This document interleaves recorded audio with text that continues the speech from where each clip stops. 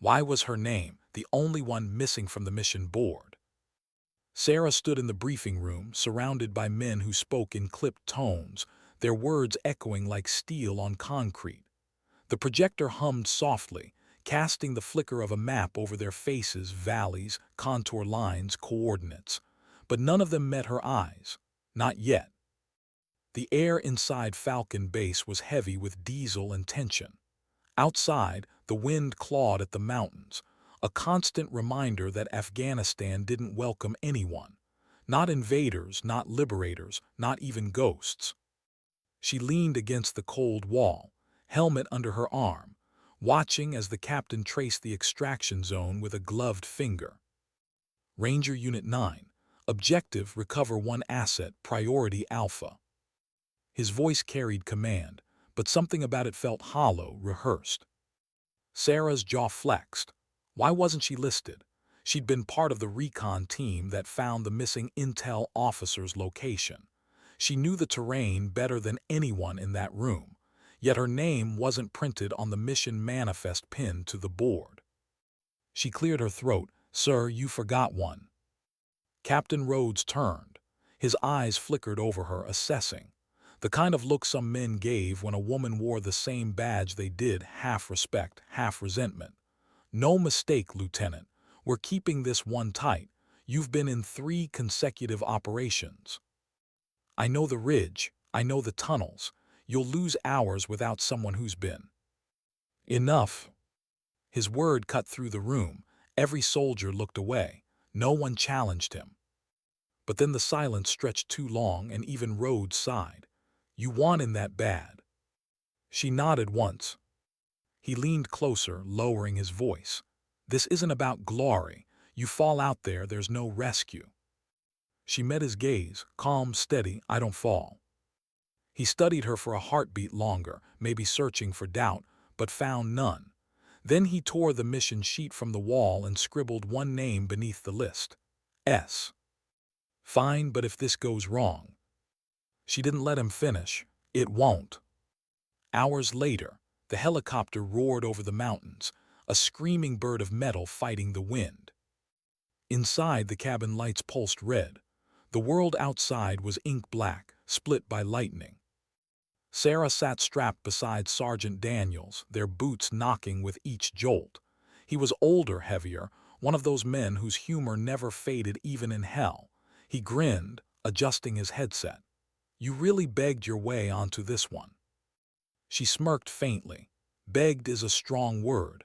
I prefer reminded them who found the damn target." "Same thing." The laughter didn't last. Ahead, the co-pilot's voice crackled through the comms. "ETA 5 minutes, eyes open." Sarah checked her rifle, each click a ritual, safety off, magazine seated, scope aligned. Her gloves trembled slightly, not fear, just adrenaline finding somewhere to live. The wind shifted, and through the open ramp, the mountains rose like shadows of giants. She thought of her father for a moment, the one who used to say, "Courage isn't loud, Sarah. Sometimes it just whispers go when everything else screams stop." Lightning flashed, and for a second she could almost hear him again. Then the radio flared. "Command, this is Falcon 9, visual on LZ." A short pause, static, then, "Copy Falcon 9, proceed with caution. Intel reports possible enemy movement in Sector 2. Sarah's eyes narrowed. Possible never meant safe, it meant we don't know. When the missile hit, no one had time to scream. A blinding flash, a deafening crack. The helicopter jerked sideways like a beast struck mid-flight. Sarah's helmet slammed against the bulkhead. Sparks filled the cabin as alarms wailed. The world spun, up, down, gone. "Tail rotors gone," the pilot shouted. "Brace, brace, brace." Flames crawled through the rear panel. Someone shouted her name, but it drowned in the chaos. She reached for the emergency packs. Only two, for 6 of them. Daniel saw it too, his face hardened. "No time, grab one." But she shook her head. "No, we share." "Sarah." Before she could argue, another explosion tore through the cabin. Metal shrieked, The floor buckled. She fell toward the ramp as gravity claimed them. The pilot's voice came through, raw and desperate. "Jump if you can. Now, anything not breathing, drop it." Smoke, fire, panic. She grabbed the strap of the last chute, but hands shoved her. Not the enemy, her own comrade. "Go, Lieutenant, we can't all." "Wait." Too late. The ramp opened. The storm swallowed her. The world became nothing but sound and terror. Wind tearing, heart pounding. The weightless moment before death realized what it had caught. She was falling, no parachute, 2,000 feet. Her training screamed at her to think, not panic. She flattened her form, arms wide, body arched, trying to catch air like a net. She'd done halo jumps before with gear, with a chute, not like this. But the mind clings to any hope when the ground is coming fast. The altimeter on her wrist spun like a mad compass. Below, a faint glow of snow and trees, black pine ridges, hard earth waiting. She whispered through clenched teeth, "Not like this." The impact wasn't a single crash. It was 100 branches, bark, bone. Each one stole a scream she didn't have the breath to give.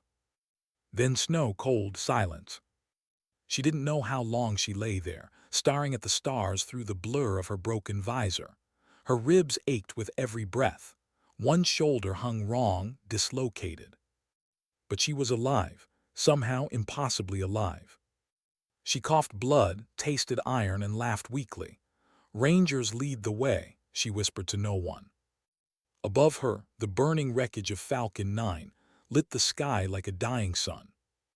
She blinked against tears, not from pain, but from the sound that followed, the enemy's trucks rumbling in the distance. They'd come for bodies, for proof. She couldn't stay here. Every inch of movement was agony. Her left leg refused to bend. Her shoulder throbbed with every crawl. But Sarah kept moving, because that's what Rangers do, they move, even when the body quits. Halfway up the ridge, she saw it, a figure pinned under the twisted frame of the helicopter. "Daniels." The voice that answered was faint, shredded. "Sarah, I thought you." "Don't talk." She crawled beside him, prying the metal aside with her good arm. The smell of fuel and burned flesh stung her nose. He groaned, eyes glassy. "You fell without a chute." She managed a grim smile. "Yeah, I'm bad at instructions."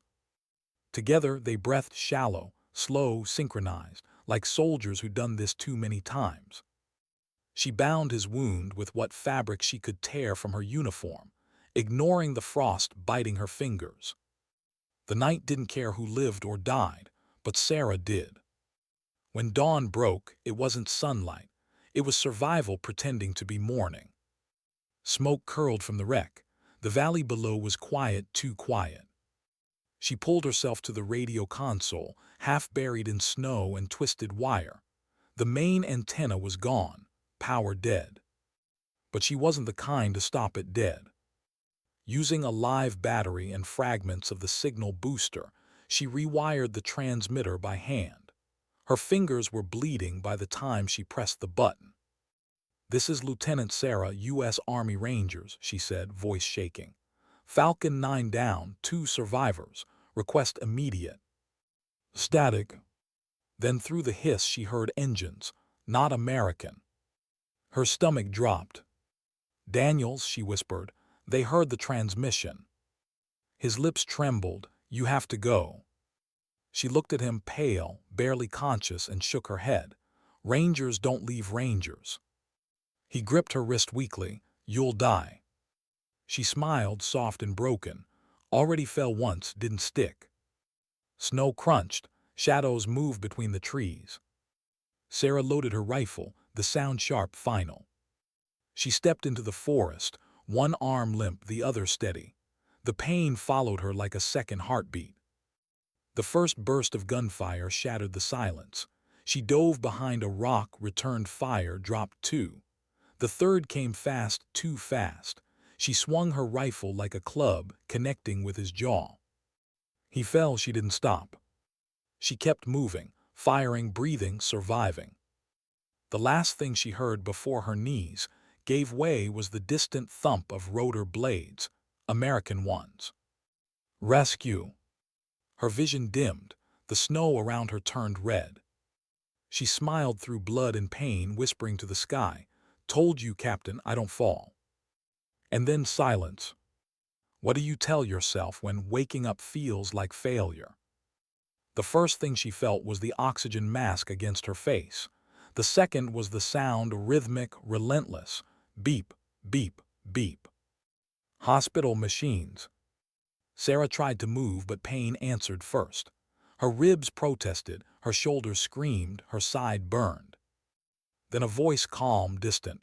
"Lieutenant, can you hear me?" She blinked. The white ceiling above her blurred into soft halos. The smell of antiseptic replaced the scent of snow and smoke. "You're at Field Hospital," the nurse said gently. "You've been out for 46 hours, you're safe now." Safe, the word felt alien. She turned her head, slow, heavy. Beside her bed sat a folded uniform, its name tag scorched but still legible. A medal she didn't remember receiving rested on top. She frowned. "Daniels." The nurse hesitated. That pause told her everything. Sarah's throat tightened. "He didn't make it, did he?" "I'm sorry," the nurse whispered. "He was gone before the medevac arrived." Silence, the kind that hurts more than sound ever could. Sarah stared at the wall, the beep of the monitor syncing with her heartbeat, steady, cruelly steady. Days passed in fragments. Faces came and went, doctors, officers, chaplains. Each carried sympathy in their eyes and avoidance in their posture. When the captain finally visited, she almost didn't recognize him. Rhodes looked older, worn thin by guilt and paperwork. He stood at the edge of her bed, hands behind his back. "Lieutenant," he said quietly, "you did good out there." "Good," her voice cracked. "They're all dead, sir." He flinched. "You saved one before you sent a transmission under fire. That signal saved your life." She looked up, eyes hollow. "That signal got them killed too." He didn't respond. There was nothing to say. The silence stretched, filled only by the hum of machines. Then he said softly, "You've been recommended for the Silver Star." Sarah almost laughed. "For surviving." "For bravery." She turned away. Bravery would been bringing them all home. Rhodes nodded slowly. "You're right. But sometimes, Lieutenant, bravery looks like standing when the world expects you to stay down." He left the metal form on the table beside her, a single sheet of paper that felt heavier than the mountain she fell from. Nights were worse. Sleep brought her back to the fall, the noise, the fire, the weightlessness before the pain. She'd wake gasping, sweat mixing with tears she refused to acknowledge. The medics called it trauma response. Sarah called it memory. Sometimes she'd sit by the window, watching the helicopters lift off in the distance, their blades cutting through dust and sun like knives, each one a reminder. She'd whisper to the glass, "You don't get to stop, you hear me?" The reflection that stared back was pale, unfamiliar. The doctors said her recovery was remarkable. They didn't see the rest, the invisible fracture running through her chest. 3 weeks later, she was discharged. Not because she was ready, but because the war didn't wait for healing. Her unit was gone, reassigned, replaced, erased from manifests. The base looked the same, sand, steel, and exhaustion, but without her team it felt hollow. She walked to the memorial board where names were written in permanent marker. Daniels, Reed. She traced her glove over each one. When her finger reached the empty space beneath them, she paused. There should have been her name too. For a long moment, she wished it had been. At night, she found herself in the gym, punching the bag until her knuckles bled through the tape.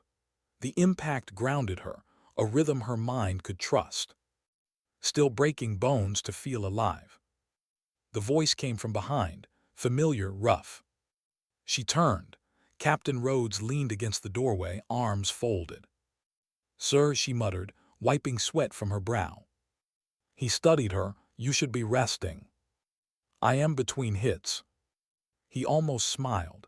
Intel Division asked for volunteers, low risk, observation only. I don't do low risk.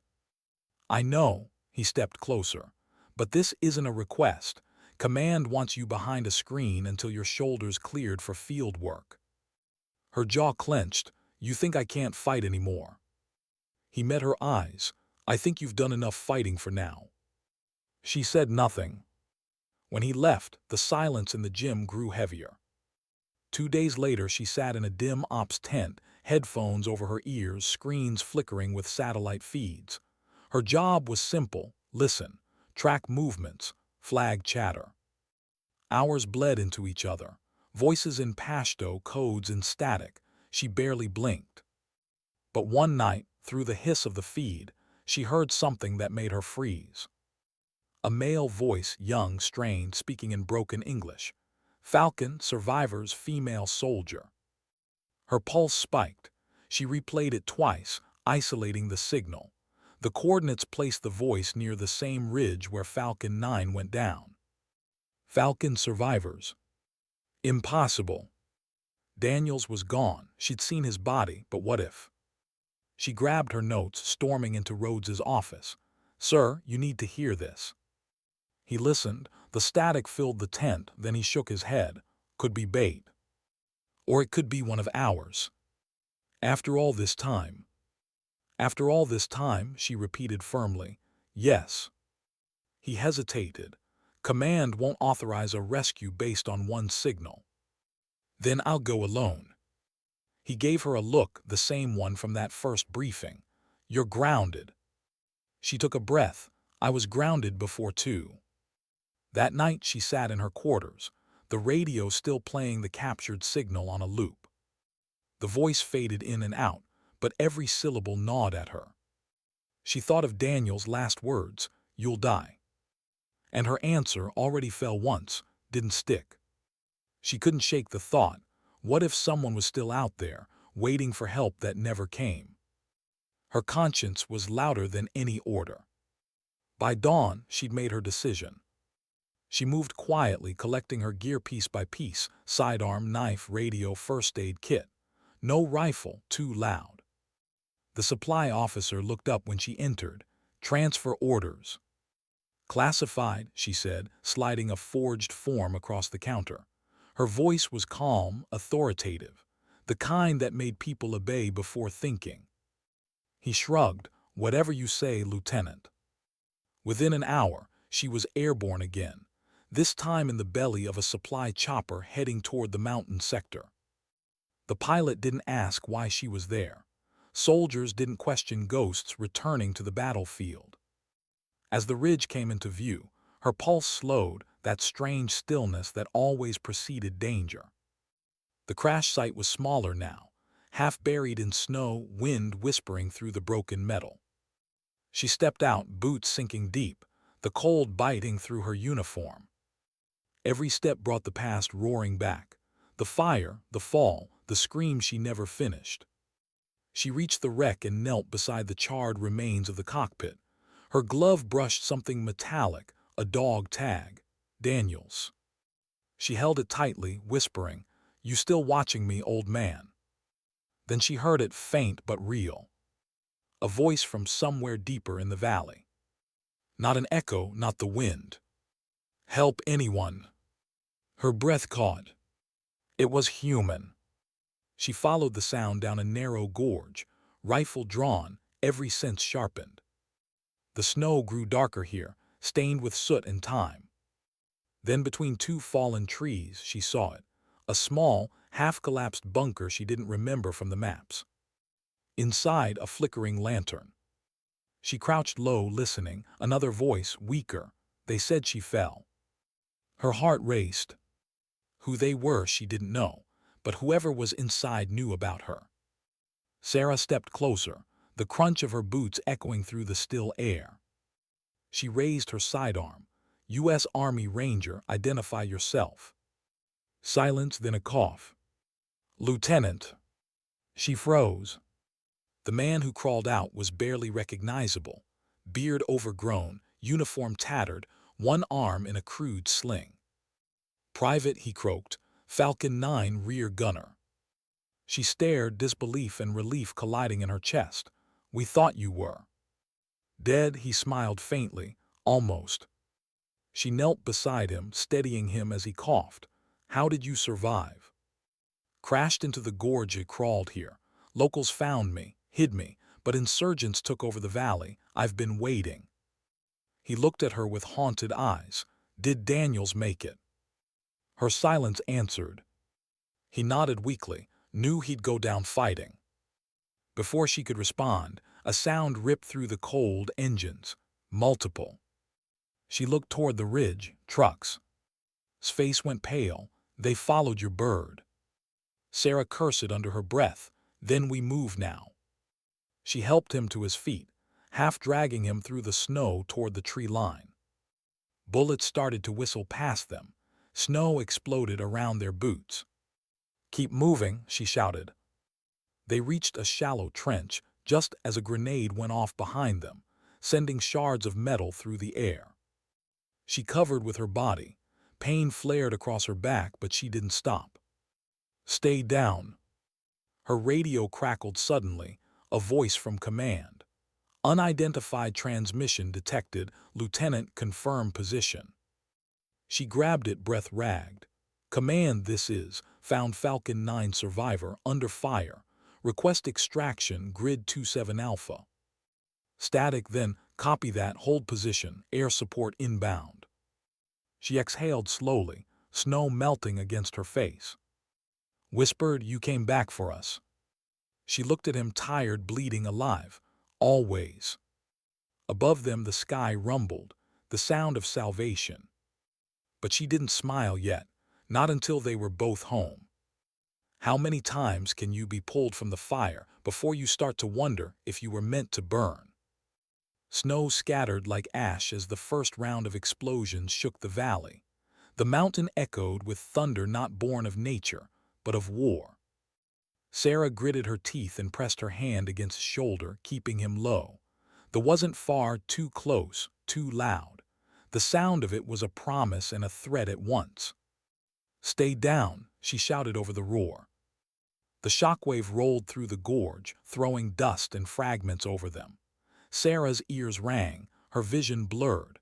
When she lifted her head, she saw the ridge in flames. The enemy convoy was gone, turned into smoke and silence. For a moment, the world stopped moving. Coughed weakly, gripping her arm. That was close. Sarah looked up at the choppers circling above. Their rotors beat against the clouds, and for a second, the sound reminded her of Falcon 9, that last flight before the fall. Her heart clenched. Not again.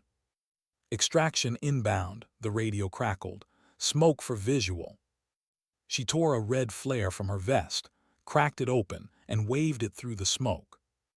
The wind stung her eyes, or maybe it was relief, hard to tell anymore.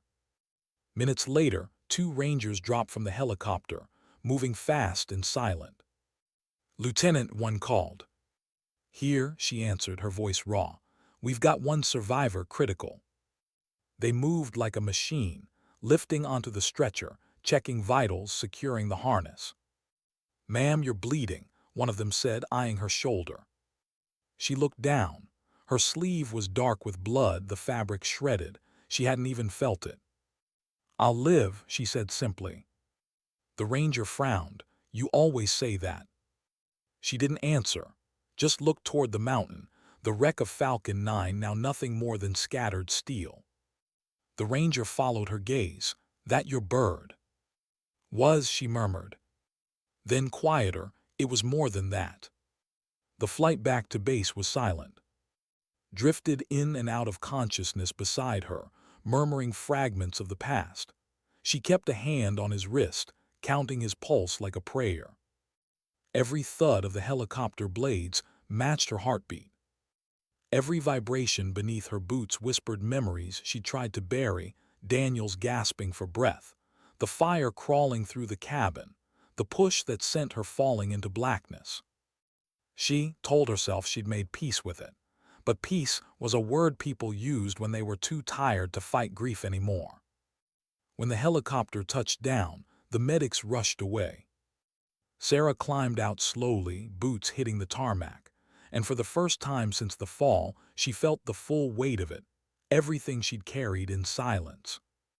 The other rangers saluted her, some out of respect, some out of curiosity. The legend of the lieutenant who fell without a parachute had spread like wildfire through the base. She hated it. She wasn't a legend. She was just someone who hadn't died when she was supposed to. Inside the debrief tent, Captain Rhodes waited, arms crossed. The lines on his face had deepened since the last time she saw him. "Lieutenant," he said quietly, "you disobeyed a direct order." Sarah nodded, "Yes, sir." "You a mission form?" "Yes, sir." "You also rescued a missing soldier, confirmed insurgent presence, and held your position until extraction." "Yes, sir." He sighed, rubbing the bridge of his nose. "You're a pain in my ass." "Glad to be of service." For the first time in days, a faint smile cracked through the exhaustion between them. Then his tone softened. "Stable, he'll make it." She exhaled, not relief, not yet, but something close. "Sir," she said, her voice lowering, "permission to visit him." Rhodes nodded. "You've earned that much." The infirmary smelled like metal and quiet. Was asleep when she entered. The monitors beside him blinked steadily. She sat beside the bed, her shoulders stiff, her ribs aching, her hands trembling with a weight that metals could never balance. He stirred after a while. "Lieutenant." She smiled faintly. "You're supposed to be resting." "Can't, the food's too bad." They shared a small laugh, the kind that lives on borrowed strength. Then his face turned serious. "I heard them talking. You came back alone." She nodded. "You could been killed." "Yeah," she said softly, "but you were alive. That was reason enough." He looked at her, the way a soldier looks at someone who's seen the same ghosts. "Why do you keep doing it?" She hesitated. "Because if I stop, then they really die. Daniels, all of them. Someone has to remember what they fought for." Closed his eyes. "You sound like him." "Who?" "Daniels, the night before the mission. He said, if it ever comes down to one of us or the rest, he hoped it'd be you. Said you don't break even when you should." Sarah's throat tightened. He shouldn't have had to prove that right. Smiled weakly. He'd say that's exactly why he trusted you. Later that night, she stood outside the medical tent, the cold creeping back into her bones. She watched another chopper lift off, its lights fading into the horizon. The sound faded, but her thoughts didn't. She thought about all the times she'd been told to stand down, about how many times she'd survived when others didn't. And somewhere deep inside, a question began to form, one she couldn't answer. What if surviving isn't victory? What if it's punishment?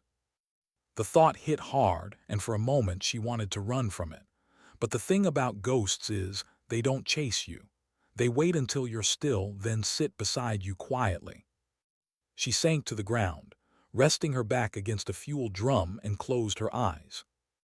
Her father's voice came again, soft as memory. "Courage isn't loud, Sarah. Sometimes it just whispers go when everything else screams stop." She whispered back, "Then why can't I stop?" Morning came with a new briefing. Rhodes called her in, his tone different, cautious, deliberate. "Intel from last night's satellite run," he said, sliding a tablet across the table. "You might want to see this." On the screen, images of the same valley, smoke trails, but deeper within, small structures half buried under the mountain ridge. "Insurgent base?" she asked. "More like a hub," he said. "Weapons cache, comms relay. The crash must drawn them in. Command wants it neutralized." She stared at the screen, her pulse steady. "You're going back there." He hesitated. "We're sending a team. You don't have to." "I do." He sighed. "If that's where they died, then that's where I finish it." Their eyes met, a silent argument between two soldiers who knew words couldn't win this one. Finally he nodded. Wheels up at 500, small unit surgical strike, you'll lead. Sarah stood, saluted, and walked out without another word. That night she cleaned her rifle in silence. Each motion was methodical, reverent. She wasn't chasing revenge. It wasn't that simple. This was something deeper, the need to reclaim meaning from loss, to stand where death had taken everything from her and say, "Not this time." She paused halfway through loading the magazine and looked at her reflection in the rifle's barrel, pale, steady. The same eyes that once stared at the stars while lying broken in the snow. She whispered almost to herself, "We don't fall, we finish." At dawn, she stood on the flight line as the team prepped gear. The new recruits looked at her with the awe people reserve for legends. She hated that look. She wasn't here to inspire them. She was here to end what started on that mountain. Rhodes walked up beside her. "You sure you're ready?" "No," she said truthfully, "but that's never stopped me before." He smirked, "Fair enough." Then softer, "Bring them home this time." She nodded once, all of them. The engines roared to life, echoing through the morning air. As she climbed aboard, the wind caught her hair, the rising sun cutting gold across her cheek. For a fleeting second, she closed her eyes. The same sky she'd once fallen through was now lifting her back toward it. She exhaled slowly and whispered, "Rangers lead the way." The helicopter rose steady, defiant, alive. And beneath that rising thunder, one truth burned clear in her mind. She wasn't flying toward war. She was flying toward closure. What does it mean to go back to the place that already buried you once? The helicopter cut through the morning haze, its rotors carving lines into the cold air. Below, the Afghan mountains rolled like the bones of some ancient beast, silent, unforgiving, eternal. Sarah sat near the open ramp, eyes fixed on the horizon. Her hands rested on her rifle, calm but alert. Every vibration under her boots felt familiar. Every gust of wind carried whispers she tried to silence. She wasn't supposed to be here again. No one comes back to their own crash site willingly. But orders were orders, and this one she'd given herself. Across from her sat her new team. 5 Rangers, younger than she remembered being, faces clean but eyes already aged by too many missions. Corporal Hayes, the comms tech, was the talkative one, nervous energy hiding under humor. "Ma'am," he said, leaning forward, "just so we're clear, we're going into a valley that shot down a chopper, housed a weapons depot, and ate half your last squad." Sarah didn't look up. "That's the one." Hayes blinked, "And we're walking in. Running would be rude." The team chuckled quietly, tension easing for a heartbeat. Specialist Vega, the medic, adjusted her gloves. "Extraction window." 40 minutes, Sarah said. "In and out. We hit the comms relay, plant charges, and vanish before anyone knows we were there." "And if they do know?" Vega asked. Sarah's eyes flicked up, sharp, unreadable. "Then we remind them what Rangers do best." No one asked again. As they approached the drop zone, the pilot's voice came over comms. 10 seconds, wind strong, watch your descent." Sarah stood, checked her gear, and took one last look at the rising sun. She whispered under her breath, "You took enough from me last time. Let's see what you give back." Then she jumped. The parachute opened clean. The cold air hit her face like a slap. The valley stretched below, white, broken, and cruelly beautiful. When her boots hit the snow, the world went silent except for her own breathing. The others landed close, moving efficiently, silently. No chatter, no wasted motion. Sarah raised her fist, the signal to halt. Ahead, faint smoke rose from a cluster of rock formations. Through her scope, she saw movement, sentries packing. Light weapons, not expecting visitors. 2 guards North Ridge," she whispered into comms. "We move on my mark." She led from the front, each step calculated, patient. The crunch of snow beneath their boots was softer than the beating of their hearts. When they reached visual range, Sarah crouched behind a boulder, aimed and fired once. One guard dropped. The second turned too late. Hayes' silenced rifle spat once and the man fell beside the first. The valley stayed quiet. "Good shots," Sarah murmured. Hayes smiled behind his mask. "Guess I'll survive another day." Sarah didn't smile back. "Don't count on it yet." They moved deeper into the gorge, where the wreck of Falcon 9 still lay half-buried under ice. Sarah slowed. Her breath hitched as the shape came into view, twisted metal, scorched panels, and there, frozen in the snow, the faint imprint of a Ranger insignia half burned away. She walked closer, kneeling. The others hung back, silent.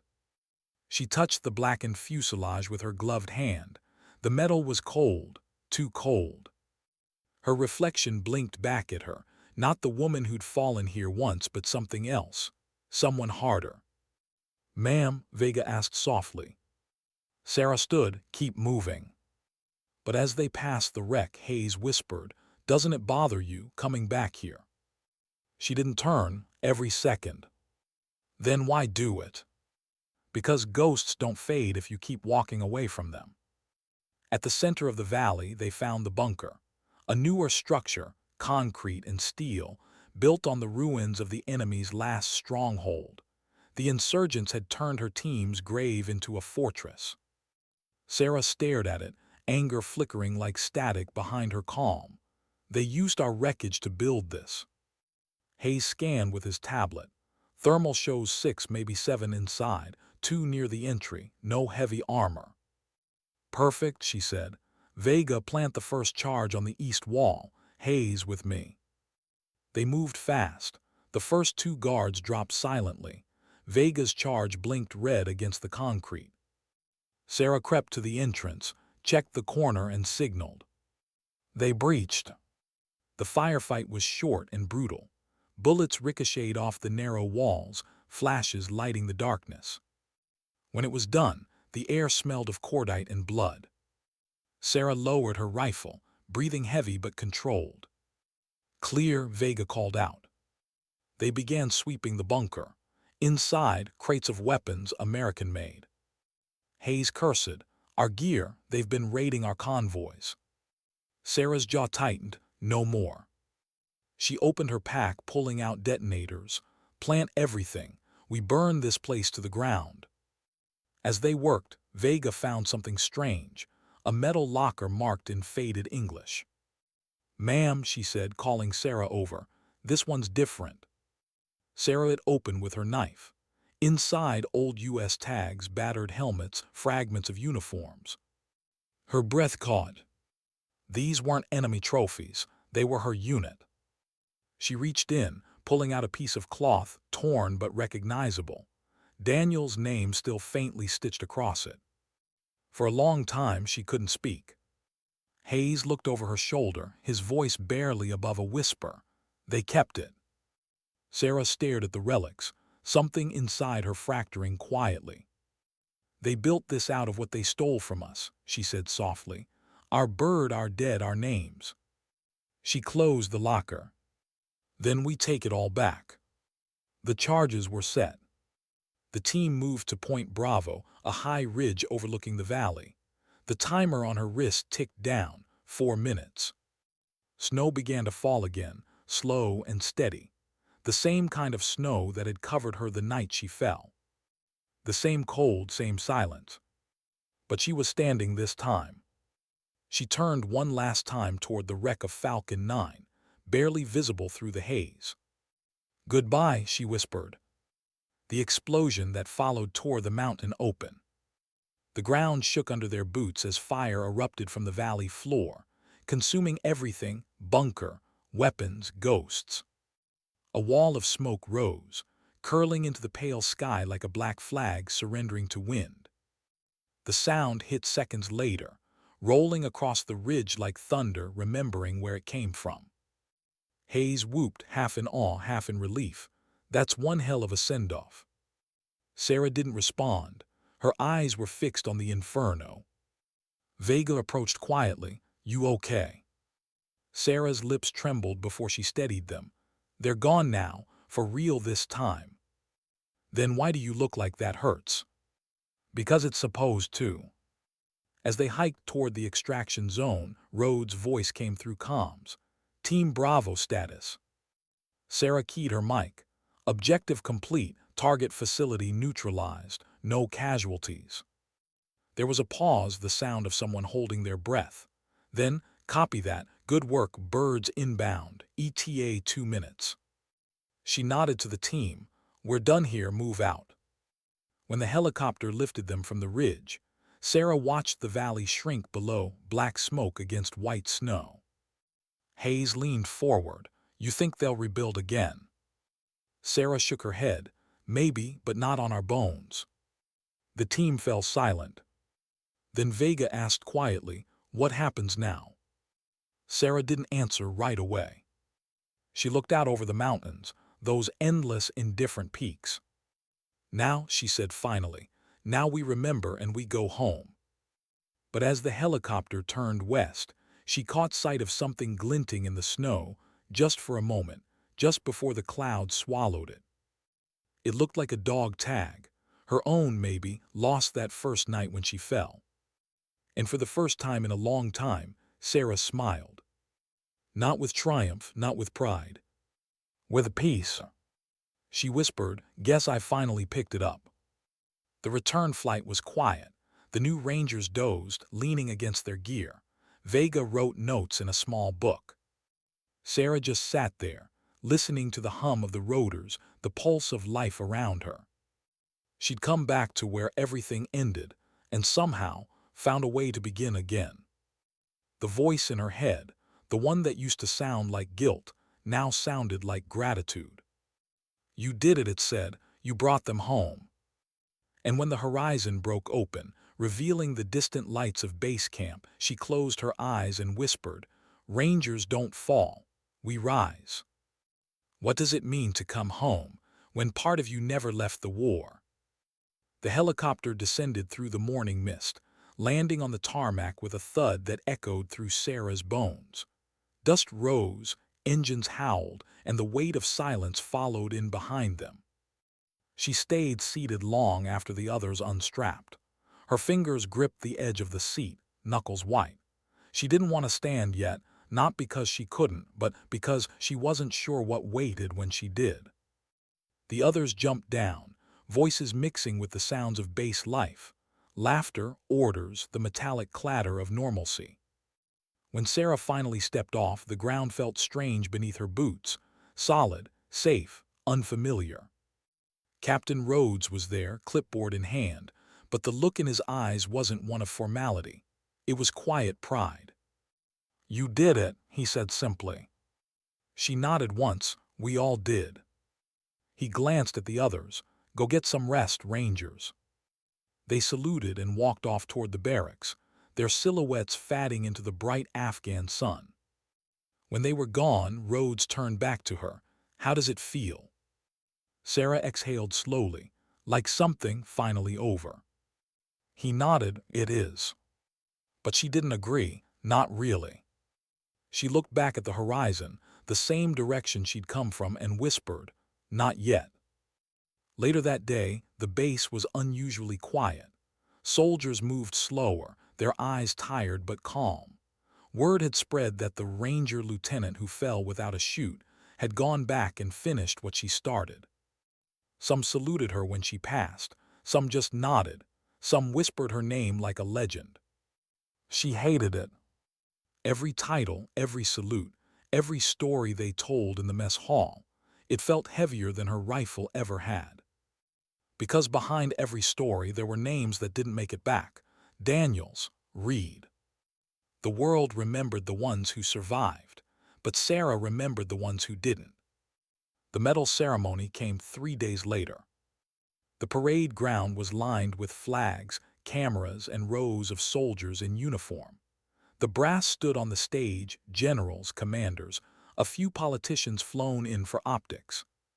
Sarah stood at attention in her dress blues, the Afghan sun sharp against the polished pins on her chest. Her shoulder ached under the weight of the uniform. Rhodes stood a few paces behind her. When her name was called, she stepped forward. The general pinned the silver star onto her jacket. The same medal Rhodes had once left on her hospital table, now gleaming under the light. "For extraordinary bravery under fire," the general said, his voice echoing through the speakers, "and for demonstrating the unbreakable spirit of the U.S. Army Rangers." Applause. Cameras clicked. Sarah stood perfectly still. When the general shook her hand, he smiled. "You've become something of a legend, Lieutenant." She looked him in the eye. "Sir, legends don't bleed." The smile faded, but he nodded respectfully. When she stepped down, the crowd erupted. Soldiers cheered. Some shouted from the back. But Sarah's eyes found one person in the front row, in a wheelchair, his face pale but smiling. He raised his hand in salute. She returned it. It was the only gesture that mattered. That night the base felt smaller somehow. The celebration had ended hours ago, but she couldn't sleep. The noise in her head wouldn't stop: rotor blades, static, Daniel's voice, the sound of the snow crunching under her crawl. She sat outside her quarters, the cold wind brushing her hair, the metal glinting in her hand. She turned it over slowly, tracing the engraved letters: valor, courage, sacrifice. She whispered, "You left out guilt." A shadow moved behind her. Rhodes again, coffee mug in hand. He sat down beside her on the steps without a word. For a long moment, neither spoke. Finally he said, "You know, most people would be proud." "I'm not most people." He smirked faintly. No argument there. She looked down. "Sir, do you ever wonder why some of us get to come back?" He stared into the dark. "Every damn day." Sarah nodded. "I think about them all the time. Daniels, Reed, their names don't leave me, even when I sleep." He took a sip of coffee. "That's not guilt, that's memory, and that's the price we pay to make sure they're not forgotten." She stared at the ground. "It feels heavier than that." "Good," he said quietly. "Means you still care." A week passed.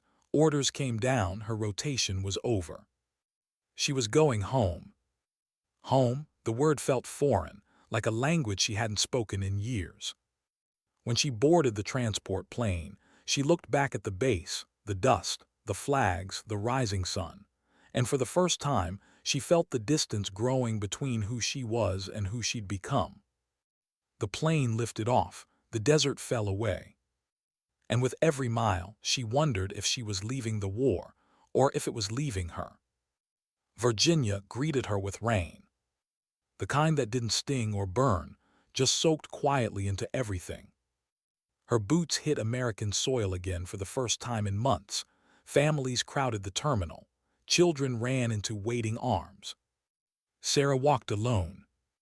Outside, the sky was gray, and the world too quiet.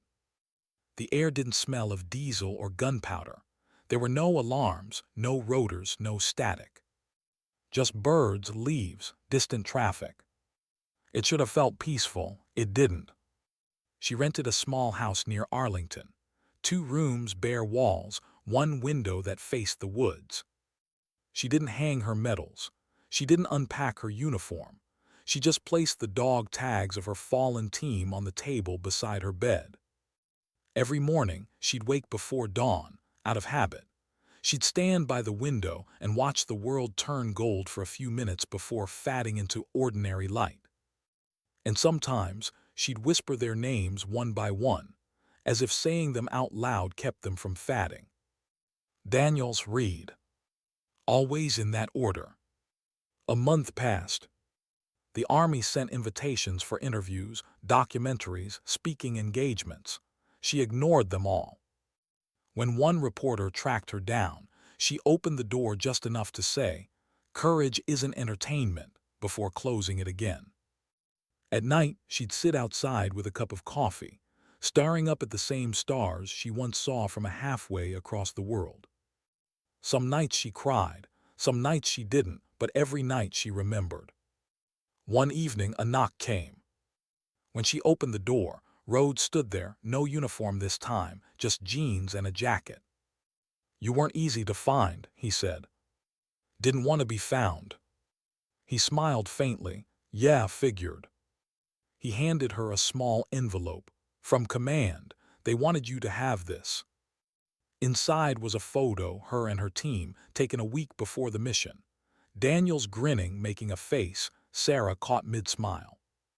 She stared at it for a long time, her throat tight. "Thanks," she whispered. Rhodes nodded. "We all carry something, Sarah. The trick is not to let it crush you."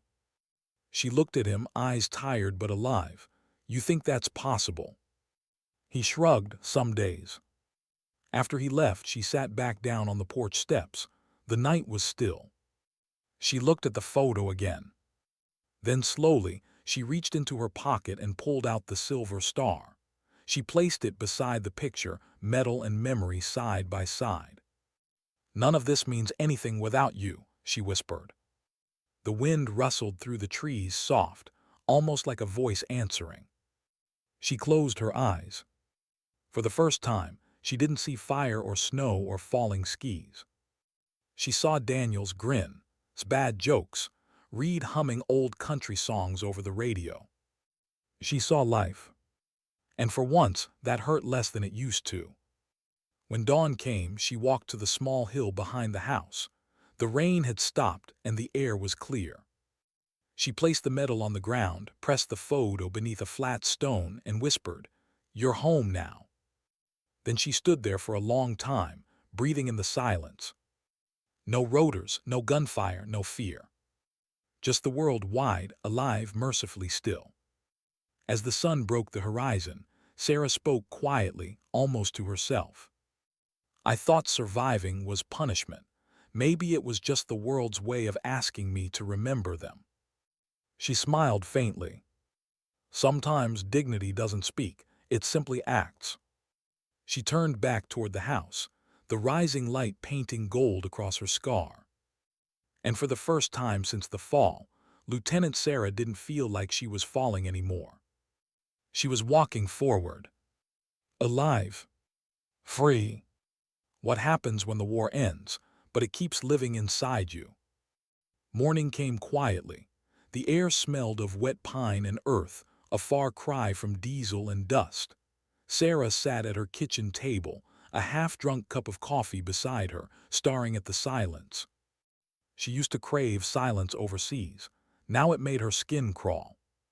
Her house was too still. No hum of generators, no radio chatter, just the ticking clock on the wall, every second sounding like something lost. A stack of unopened mail sat beside her, military commendations, veterans' outreach flyers, invitations to speak at academies. She pushed them aside. Outside, life went on. Kids waiting for the school bus, a dog barking down the road, an old man mowing his lawn. The world had returned to its rhythm, hers hadn't. She stood, stretched her stiff shoulder, and glanced at the mirror by the door. Her reflection looked back, older, harder, a thin scar running down her cheek like an unfinished sentence. The mirror didn't lie, but it didn't tell the whole truth either. Because what she really saw wasn't her face. It was Daniel's hand reaching for her in the smoke, Reed shouting her name through static, laughing right before the blast. She saw ghosts. And every morning she greeted them the same way, with silence. Weeks passed. Sarah tried to blend in: the grocery store, the gas station, the polite small talk. People thanked her for her service. She smiled, said, "Just doing my job," and walked away before they could ask more. But inside she carried a question she couldn't escape. If my job was to survive, then what's my job now? The answer didn't come. Not until the letter arrived. It was from the Department of Veterans Affairs, marked Community Outreach Division. "Lieutenant Sarah," it began, "we're establishing a local counseling initiative for returning service members. Given your field experience and leadership record, we believe your involvement could make a profound difference." Attached was a single line that stopped her cold. "We're looking for someone who who understands what silence does to people. She folded the letter once, twice, and stared out the window. Maybe, she thought, this was the one order worth following. 2 weeks later, she walked into the community center. The walls were covered with faded murals, flags, handprints, old mission patches donated by vets. A few soldiers sat in a circle of chairs, young, old, wounded, quiet, the kind of quiet she recognized, not peace but pressure. A counselor greeted her. "Lieutenant, we're honored you joined us." She shook his hand. "Just Sarah now." He smiled. "That's what they all say." They started small, one-on-one talks, quiet coffee meetings, short hikes. The veterans came from every corner: infantry, medics, pilots. One man who'd spent 2 tours dismantling IEDs and still flinched at every car backfire. Sarah didn't talk much about her own story. She didn't have to.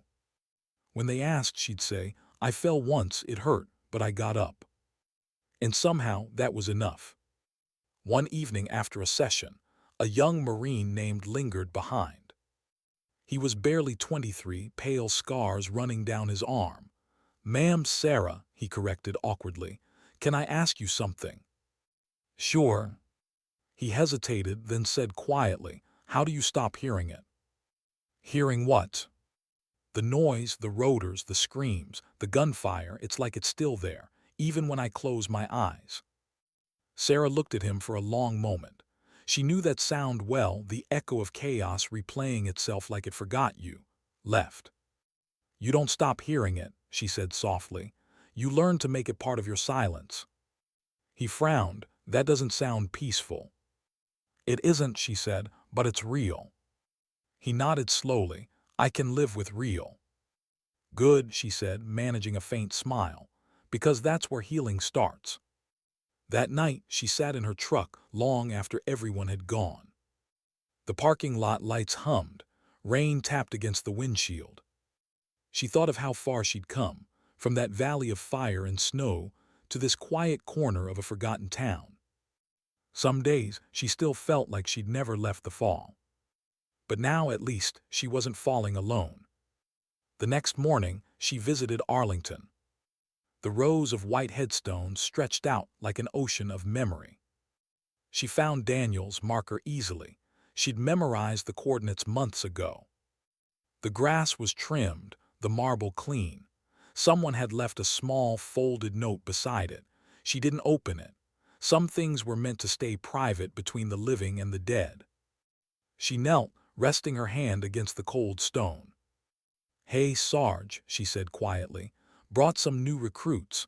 They're not rangers, but they've got heart." She paused. The breeze moved through the trees like the whisper of a helicopter fading into distance. "I think I'm doing okay," she said finally. "You'd probably laugh if you saw me trying to talk feelings. I still suck at it." The words came easier now, softer. "I never told you thank you for that push, for believing I'd make it." She smiled faintly, tears burning behind her eyes. "You were right, you stubborn bastard, I didn't fall." For a long while she just sat there, not as a soldier, not as a survivor, just as Sarah. And when she finally stood, she left her ranger patch at the base of the stone. A quiet trade. Memory for peace. By summer, the outreach center had grown. Veterans brought their families. Local volunteers helped with meals.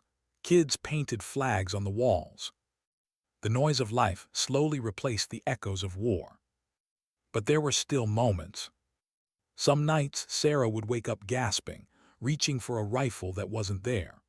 Other times, she'd flinch at fireworks, then laugh it off with the kind of bitterness only soldiers understand. One evening came up to her after group. "Hey, we're hosting a charity run next month. You in?" She blinked. "A run?" "Yeah, people jog for good causes, fresh air, smile, civilian stuff." She chuckled. "I'm more of a fall and survive person." He grinned. "Then it'll be easy, less altitude this time." Something about his teasing felt good, normal. "All right," she said finally, "I'm in." The day of the run, The park was filled with laughter and noise. Not the kind of noise that triggered panic, the kind that made her chest feel light. She stood at the starting line, stretching beside and a few others. A volunteer handed her a bib number. She pinned it on, glancing at the sky. It was blue, clear, peaceful. When the whistle blew, they ran. Her shoulder ached halfway through. Her ribs protested, but she kept going, steady, measured, breathing in rhythm with the world again. People cheered along the route, waving flags. Kids clapped. She didn't run fast. She didn't need to. For once, speed wasn't survival. It was freedom. When she crossed the finish line, was waiting. He handed her a water bottle and said, "You know, you look less haunted when you're out here." She smiled, a real one this time. "Maybe that's because I'm not running from anything." He laughed, "Guess you found your new mission." She looked at the crowd, the sunlight, the noise that didn't hurt anymore. "Maybe I did," she said. That evening she drove home with the windows down. The radio played softly, not military channels, just music. When she reached her house, the porch light flickered on. She sat for a moment, listening to the crickets, the wind, her own heartbeat. The medal still sat on her bedside table. The photo still lay beneath the stone on the hill. She didn't need to touch them anymore. She carried their weight differently now, not as burden but as belonging. She whispered into the quiet night, "You can rest now, boys, I've got the watch." The wind moved gently through the trees, not like ghosts, but like gratitude. Before bed, she looked out her window one last time. The stars were clear, familiar. She thought of that night falling, twisting through fire and air, seeing those same stars and believing it would be her last sight. And she realized something she'd never said out loud. She hadn't survived for herself. She survived because of them. And that, she thought, was the difference between living and merely not dying. She turned off the light, her voice soft, steady, certain. "Rangers lead the way.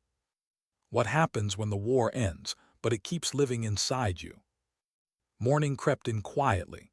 Rain-washed air, the smell of wet pine and soil, so unlike the diesel and dust she'd breathed for years. Sarah sat at her kitchen table, a half-empty mug cooling beside her, staring at the stillness. She used to crave silence overseas. Now it pressed on her like weight. No rotor blades, no radio static, no shouted orders. Just a ticking wall clock, each second a reminder that she was still here. A stack of unopened envelopes lay nearby. Invitations, commendations, veterans' newsletters. She pushed them aside. Outside, the town woke. Kids chased a bus, a dog barked, someone started a lawn mower. Life had moved on, hers hadn't. She looked in the hall mirror. The reflection stared back, older, thinner eyes that had seen too much. A pale scar ran from temple to cheek, a quiet souvenir of gravity and fire. What she really saw wasn't herself. It was the flash of a tail rotor giving out, Daniel's hand reaching, the sky swallowing her whole. Ghosts didn't haunt her house, they haunted her reflection. Every morning she nodded to them and whispered, still standing. Weeks slipped by. She learned the grocery store layout by memory, learned to smile when strangers thanked her for her service. She'd reply, "Just did my job," then hurry away before they could ask what that job cost. But a question stayed with her. If my job was surviving, what's my job now? The answer came in an unmarked envelope from the Department of Veterans Affairs. "We're launching a community outreach for returning service members. We need someone who understands what silence does to people." She read it twice, folded it once. Maybe this was the one order worth obeying. 2 weeks later, she stepped into the old community center. The paint peeled, the air smelled of coffee and dust. A ring of folding chairs held a handful of vets, young, old men, women, all wearing the same quiet she knew too well. A counselor greeted her, "Lieutenant." "Just Sarah." He smiled, That's what they all say. They started small, coffee walks, stories half told. She didn't lecture, she listened. When someone asked about her service, she said only, "I fell once. It hurt. I got up." That was enough. One evening, a young Marine waited till the others left. Fresh scars laddered his arm. "Ma'am Sarah, how do you make the noise stop?" "What noise?" "The rotors, the screams, the shots. It's like they're still happening." She considered her words. "You don't make it stop. You learn to let it live somewhere that doesn't break you." He frowned. "That doesn't sound peaceful." "It isn't," she said, "but it's real, and real's a start." He nodded slowly. "I can live with real." She smiled. "Then you'll make it." That night she sat in her truck, long after everyone had gone. Rain blurred the windshield, streetlights bleeding gold through the drops. She thought of that valley, of crawling through snow and blood. Some nights she still felt like she'd never stopped falling. But at least now, others were falling with her, and she could show them how to land. A month later, she drove to Arlington. Rows of white headstones stretched beyond sight. She found Daniel's easily. Section 60, Row B, marker 1127. Fresh flowers, clean marble. Someone had left a folded note, she didn't read it. Kneeling, she traced his name with her thumb. "Hey, Sarge," she murmured. "Brought new recruits, not rangers, but they've got heart." Wind moved through the oaks, a distant rotor she pretended to hear. "I think I'm doing okay," she said. "You'd laugh if you saw me talking feelings." Her voice wavered. "Never said thank you for the push." She breathed out. "You were right, I didn't fall." Before leaving, she placed her worn ranger patch at the base of the stone. A fair trade, memory for peace. By summer, the outreach program thrived. Vets painted murals, families cooked meals, laughter sometimes overpowered the silence. But peace came in fragments. Some nights she woke reaching for a rifle that wasn't there. Other nights fireworks made her duck before she remembered where she was. Then came again, the Marine with the scars grinning now. "Charity run next month," he said. "You in?" She blinked. "Run, I'm more of a controlled fall expert." He laughed, lower altitude this time.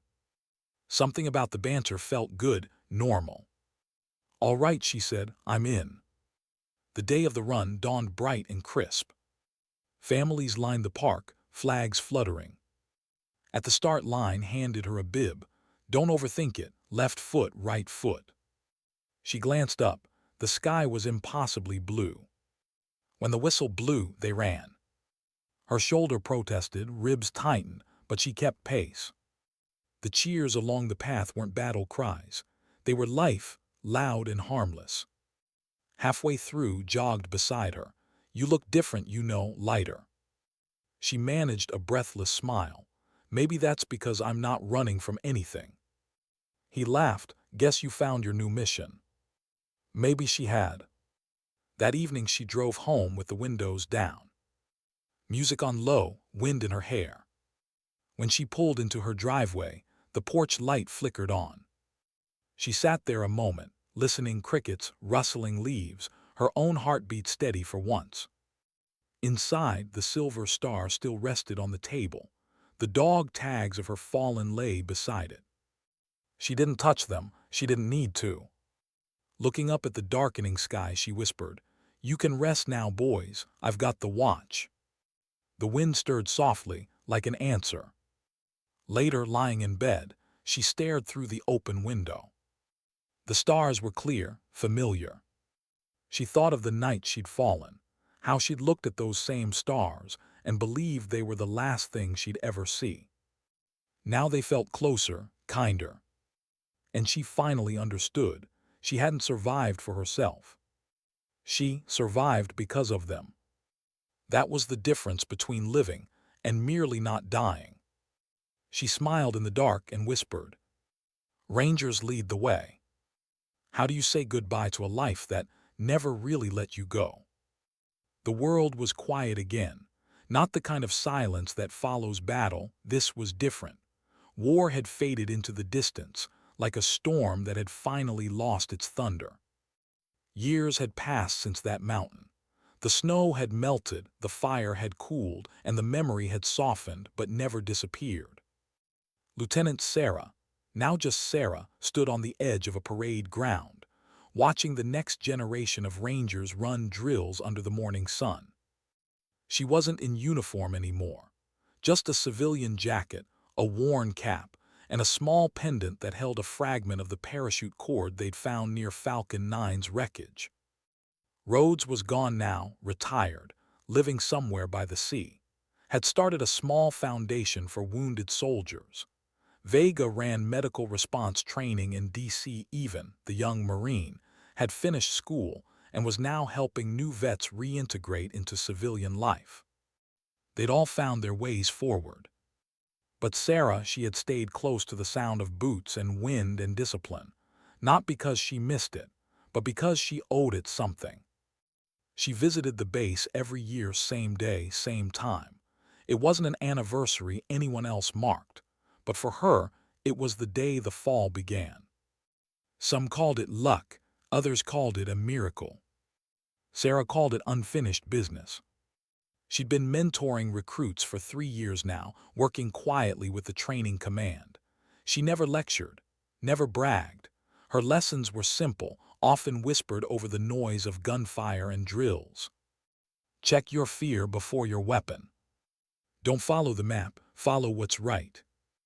Never leave your teammate behind, even if it's yourself. The recruits respected her in a way that didn't need rank. She'd been through the kind of test no one volunteered for. And yet, she never told them everything. Some stories, she believed, were meant to be carried, not shared.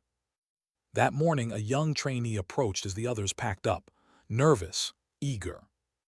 "Ma'am, sorry, Sarah." She looked up.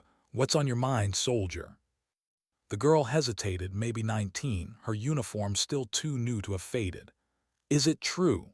That story about the ranger who fell without a parachute?" Sarah raised an eyebrow, smiling faintly. "Depends on who's telling it. They said she survived by landing in the trees, that she crawled through snow, fought off insurgents, and called for rescue all by herself, that she came back to finish what the enemy started."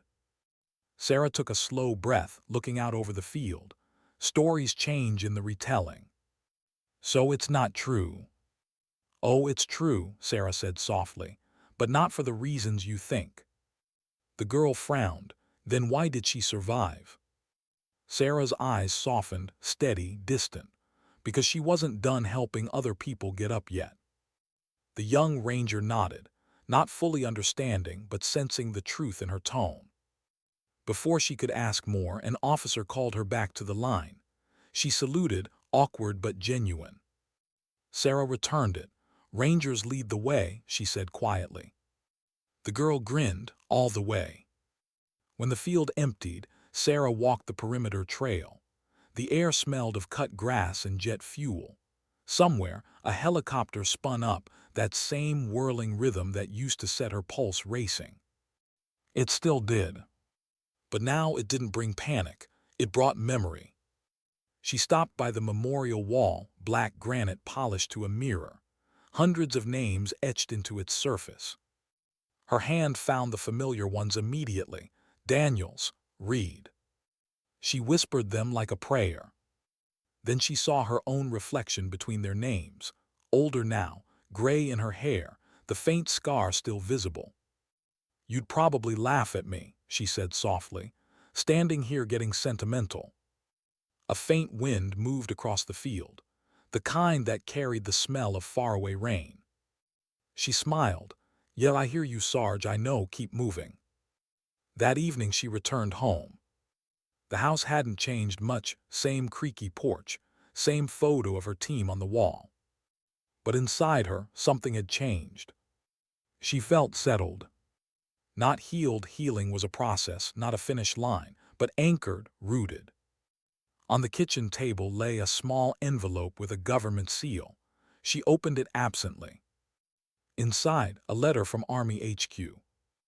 Dear Ms., in recognition of your years of service, both active and retired, the Ranger Corps would like to extend an honorary teaching position at Fort Bennink's Leadership Academy.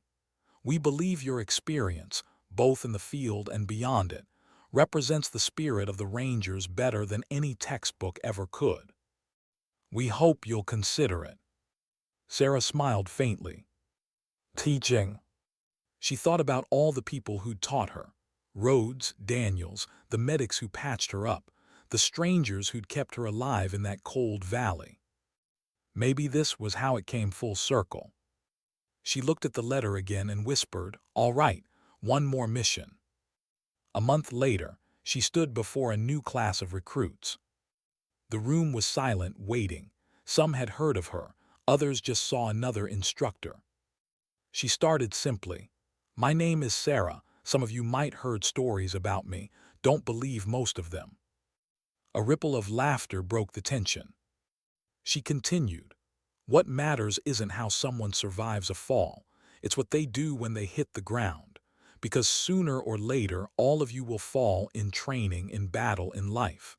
And when that happens, you'll find out who you really are." Her voice steadied. "The Rangers don't train you to be fearless. They train you to move anyway. Courage isn't the absence of fear. It's the decision to keep going with fear riding on your back." She paused, scanning the faces, young, uncertain, full of potential. "I don't care how fast you run, how strong you shoot, or how many medals you think you'll earn. What I care about is this: when someone next to you falls, will you go back for them?" Silence, heavy, real.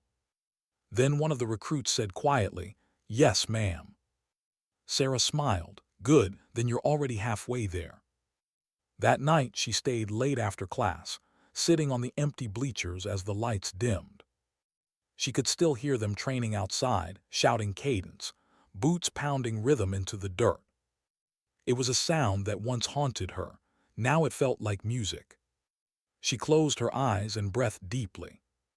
In her mind she was back in that falling moment, the sky ripping open, the wind roaring, her body weightless, the stars cold above. But this time she didn't see it as terror. This time it looked like freedom. Because she knew now that fall didn't end her story, it began it. Years later, they'd hang her photo in the Hall of Honor at Ranger headquarters. The caption would read, "Lieutenant Sarah. She fell from the sky and rose from the ashes, proof that courage doesn't need wings to fly."